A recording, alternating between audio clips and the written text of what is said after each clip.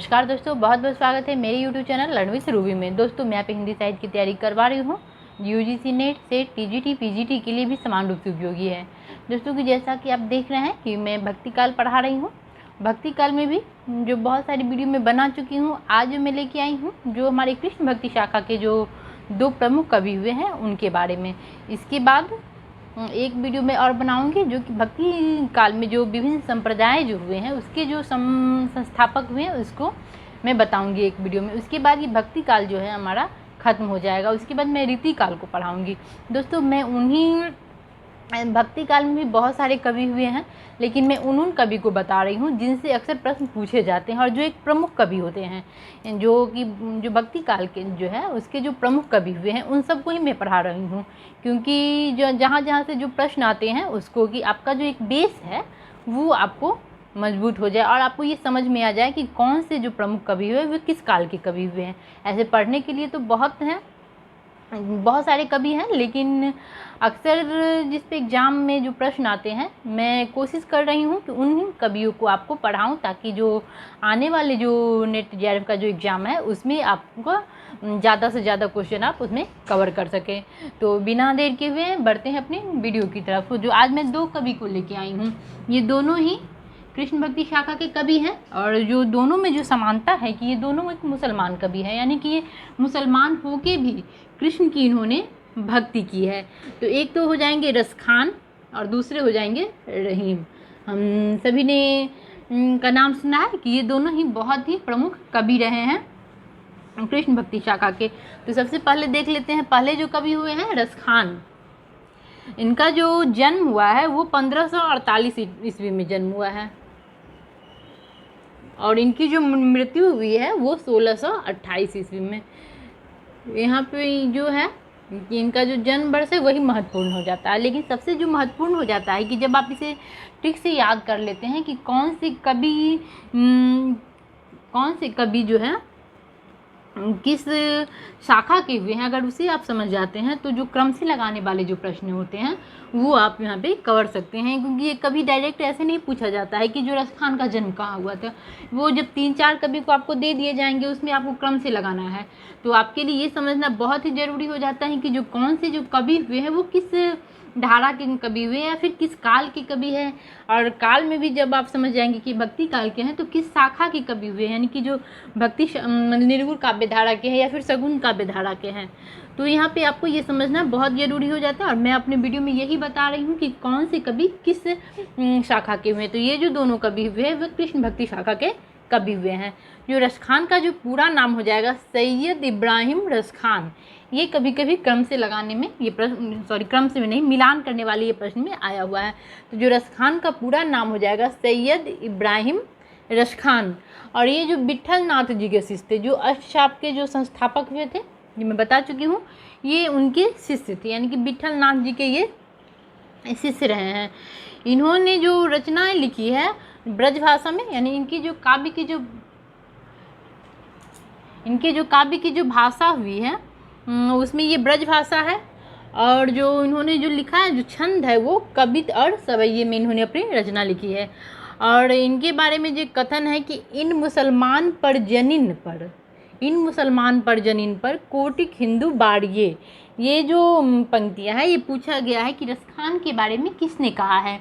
तो जो ये पंक्तियाँ हैं इन मुसलमान पर जनीन पर कोटिक हिंदू बाड़िए, ये भारतेंदु ने कहा है कि जो मतलब इन मुसलमान जो इतने मतलब मुसलमान होके भी ये जो कृष्ण की भक्ति कर रहे हैं उस पर उन्होंने कहा है। ये भारतेंदु ने कहा है रस खान के बारे में। उसके बाद जो इनकी कुछ रचनाएं देख लेते हैं। जो इनकी रचना है एक तो सुजान रस खान, उसके बाद है दान लीला। जो दान लीला है ये एक लघु प्रबंध काव्य है। उसके बाद है अष्टाजाम और ये प्रेम वाटिका। ये 4 ही इनकी रचनाएं हैं। जो ज़्यादातर जो पूछा जाता है या तो रस खान पूछा जाएगा या फिर प्रेम वाटिका इनकी बहुत ही प्रसिद्ध रचना है। और ये जो प्रेम वाटिका है ये रस खान की अंतिम रचना है और कहीं कहीं इसका प्रकाशन वर्ष भी दिया हुआ है। तो ये जो है ये 1914 ईस्वी में है। और ये आपको इतना समझना है, ये जो इनकी अंतिम रचना है, कौन सा, ये प्रेम वाटिका इनकी अंतिम रचना है। और जो कभी कभी ये भी पूछा जाता है कि जो सुजान रस खान है इसमें जो मतलब 181 सवैया है, सवैया जो छंद होता है वो 181 है, और जो कबित है वो 17 कबित है, और इसमें 12 दोहे हैं और 4 सोरठा है। जो मतलब 181 सवैया हो गया, 17 कबित हो गया, 12 दोहे हो गए और 4 सोरठा हो गया। और उसके बाद देख लेते हैं कि जो आखिर इनकी रचनाओं को आपको याद कैसे करना है। तो सबसे पहले देख लेना है कि जो सुजान रसखान, ये तो आपको ऐसे ही याद हो जाएगा क्योंकि ये रसखान की रचना है। तो आपको ऐसे आपको याद करना है कि जो रसखान को दान में वाटिका मिली, क्योंकि इनकी रचनाओं को कभी क्रम से लगाने के लिए नहीं आएगा। इनकी रचनाओं को आपको क्रम से नहीं लगाना है, बस इनकी रचनाओं को आपको याद करना है। तो इसलिए आपको याद करना होगा कि रसखान को दान में वाटिका मिली। वाटिका मतलब गार्डन, उससे भी कहा जाता है वाटिका, जैसे कि पुष्प वाटिका हो जाता है।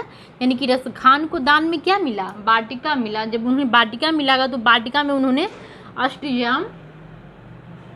अष्टजाम मतलब दिखाया। अष्टजाम होता है कि जहाँ पे राम जी के चरित्र को, यानी कि राम जी के जन्म से लेके उनके मतलब शादी तक, शादी के बाद जो सीता हरण होते हैं, मतलब राम जी के जो ज़िंदगी में जितनी सारी घटनाएं होती हैं, यानी कि अंतिम जन्म से लेकर मृत्यु तक की उन रचनाओं उनको मतलब उसमें दिखाया गया है, इसमें वर्णन भी किया गया है। और अक्सर अब तो नहीं, लेकिन पहले पुराने ज़माने में अष्टजाम की मतलब लोग खेलता था, यानी कि खेलता था, मैं समझा रही हूँ कि जैसे जो उसमें कोई पुरुष पात्र ही सीता जी बनता था, कोई पुरुष राम जी बने, और उसके बाद फिर लक्ष्मण बने, और वो मतलब जैसे नाटक होता है ना, नाटक का ही होता था कि अष्टजाम, या फिर वही अष्टजाम यहाँ पे किया जाता था। तो यहाँ पे उन्होंने अष्टजाम में राम जी के, अष्टजाम से आप समझ जाएंगे कि अष्टजाम मतलब जो राम जी के चरित्र पर ही उन्होंने यहाँ पे उन्होंने इसको लिखा है। और लेकिन यहाँ पे जो उन्होंने जो लिखा है, जो अष्टजाम मतलब वही होता है, लेकिन उन्होंने जब ये तो कृष्ण भक्ति के शाखा हुए हैं, कृष्ण भक्ति के कवि हुए, तो इन्होंने श्री कृष्ण जी के, यानी कि ये कृष्ण जी के जो प्रातः जो सुबह में जब श्री कृष्ण जी उठते थे तो उसको लेकर, और रात के जो सोते थे वहाँ तक का यहाँ पे उन्होंने वर्णन किया है अष्टजाम में, उन्होंने ये लिखा है। लेकिन जो जनरली अष्टजाम जो पहले होता था, जो मैं बताई हूँ कि जो मतलब मंचन टाइप का होता था, एक नाटक मंचन जैसा होता था, ऐसा पहले होता था, लेकिन अब वो नहीं होता है। लेकिन इन्होंने जो रसखान में जो ये अष्टजाम की जो उन्होंने रचना की है, इसमें उन्होंने श्री कृष्ण जी, क्योंकि ये तो कृष्ण भक्ति शाखा के कवि थे, कृष्ण की भक्ति करते थे, इन्होंने जो श्री कृष्ण जी सुबह सो के उठते थे और जो रात में जब वो सोते थे, उनका जो पूरा जो दिनचर्या था उसका वर्णन उन्होंने अष्टजाम में किया है। और उसके बाद इनकी दो मैं पंक्तियाँ को लाई हूँ, जो कि प्रीवियस में पूछा गया है और प्रसिद्ध पंक्तियाँ है। मोर पंखा सिर ऊपर रखियो गुंज, कि माल गड़े पुनः को तजी डारो। यानी कि मोर पंखा सिर के ऊपर रखने से क्या होता है? माल गड़े पुन को ताजी डारो। यानी कि दोस्तों आपको इसको समझना कैसे है। मोर पंखा, ये जब हम लोग सब बचपन में जब थे तो हम लोग क्या करते थे, कहीं से हम लोगों को मोर पंख मिल जाता था तो हम लोग क्या समझते थे कि अरे कहीं का खजाना मिल गया। कितना हम लोग उसे बचपन में संभाल के रखते थे मोर पंख को, या तो अपनी किताबों में, अक्सर तो हम अपने उसे किताबों में ही संभाल के रखते थे। तो हम उसे जब हमें बचपन में जब मोर पंख हमें मिलता था तो हम क्या समझते थे कि कहीं हमें खजाना मिल गया है, क्योंकि हम लोग बहुत ज़्यादा उसका मतलब अधिक ध्यान रखते थे मोर पंखा का। जो अगर हमारी अज्ञानता कही या कुछ भी, तो पंखा से आपको याद रखना होगा कि मोर पंख हमारे लिए खजाना था। यानी कि जब हम बच्चे थे तो हम लोग क्या समझते थे कि जो खजाना मिल गया है, खजाना यानी कि खान मिल गया है, तो खान से हो जाएगा रसखान। दोस्तों मैं इस पे ये उदाहरण यहाँ पे इसीलिए ली हूँ कि ये हम लोगों ने बचपन में किया है, तो इसीलिए मैंने यहाँ पे ली ताकि ये आपको याद हो जाए। यानी कि जब भी हमें बचपन में मोर पंख मिलते थे तो हम उसे क्या समझते थे? खजाना, यानी कि खान समझते थे कि हमें खान, कोई मतलब खान हाथ में लग गई। खान मतलब खजाना, किसी चीज़ की खान होती है ना, जैसे सोने की खान या फिर चांदी की खान, तो उसी प्रकार ही हमें लगता था कि खान मिल गई है। तो जैसे ही अगर आपको मोर पंखा कभी दिखे पंक्तियाँ में मोर पंखा, तो आपको समझ में आ जाएगा कि ये क्या है। कि जब हम सभी को बचपन में मोर पंख मिलता था तो क्या हो जाता था, जैसा लगता था जैसे कोई खान मिल गया है, यानी कि रसखान की रचना है। उसके बाद है या लकुटी अड़ु कामड़िया पर राज तीहू पुनी तजी डाड़ू, यानी या लकड़ी अड़ी अड़ू का मरिया पर राज तीहू पुनी तजी डाड़ो। ये जो पंक्तियां हैं जिसको देख लीजिए, आपको कैसे याद करना है। सबसे पहले यहाँ पे लिखाना है कि राज, राज से समझ लेना है कि राजा, राजा के पास क्या होता है, बहुत सारी धन संपत्ति होता है, या कि खजाना। दोस्तों यहाँ पे खजाना आपको याद रखना होगा, खजाना का ही एक मीनिंग खान भी होता है। खान को आपको समझना होगा कि खजाना है, इसके बाद खान होता है। तो यहाँ पे जो राज लिखा हुआ है, तो राज किसका होता है, जिसके पास ज़्यादा धन संपत्ति होता है उसी का तो राज होता है। तो यहाँ पे धन संपत्ति होता है यानी कि क्या है, उसके पास खान है। कैसे कहते हैं कि उसी का तो राज है, उसके पास कोई खान है। खान है यानी कि रसखान है। दोस्तों मुझे उम्मीद है कि ये दोनों पंक्तियाँ आपको आसानी से याद हो जाएंगे। दोस्तों ऐसे तो हम बहुत सारी पंक्तियाँ याद कर लेते हैं, लेकिन एग्जाम के समय में क्या होता है, अक्सर हम भूल जाते हैं। तो कहीं पे अगर हम उस कोडिंग को पकड़ ले, ये अगर कोड वर्ड में कोई एक कीवर्ड निकाल ले उस पंक्ति से, और उसे जब हम मिला के याद करते हैं तो वो पंक्तियाँ जो होती हैं ना हमारे दिमाग में बहुत लंबे समय तक हमें याद रहती है, हम अक्सर भूल नहीं पाते हैं। तो हाँ, यहाँ पे इन दो पंक्तियों में आपको एक तो पकड़ लेना है मोर पंख। मोर पंख किसकी है, मोर पंख यानी कि बचपन में हम सबको खजाना मिलता था, यानी कि खान है, रसखान की है। उसके बाद राज, राज किसका होता है, जिसके पास धन संपत्ति होता है, जिसके पास खान होता है, यानी जिसके पास सोने की खान है उसी का तो राज होगा। तो यानी कि खान मतलब रसखान। दोस्तों मुझे उम्मीद है कि जो रसखान से संबंधित जो प्रमुख बातें थी वो आपको याद हो गई। अब दूसरे जो कवि हुए हैं देख लेते हैं कौन से हैं। तो ये दूसरे जो है रहीम, इन सब के बारे में हम लोग सुना ही होगा। रहीम के दो हैं, हम अगर बचपन में पढ़े थे अपनी हिंदी के बुक में, रहीम के दो हैं, तो यही रहीम है। इनका जो पूरा नाम हो गया है अब्दुल रहीम खान खाना, अब्दुल रहीम खान खाना। और इनके जो पिताजी हो गए वो बैरम खान। बैरम खान को आप लोग जानते होंगे, नहीं तो मैं यहाँ पे बता देती हूँ कि जो अकबर थे, जो मुगल साम्राज्य के जो राजा हुए हैं, मुगल सम्राट अकबर, ये अकबर के ये संरक्षक थे। यानी कि अकबर के जब वो पिताजी मर गए तो बैरम खान ही उनकी देखभाल करते थे अकबर के। तो ये उन्हीं का, जो बैरम खान के ही बेटे हो गए रहीम दास, और इनकी माता जो हो गई वो सुल्ताना बेगम। और ये जो मिर्ज़ा खान की उपाधि मिली हुई है रहीम को, तो ये किसने दिया है, तो ये अकबर ने दिया है। ये अकबर के नवरत्न में शामिल थे।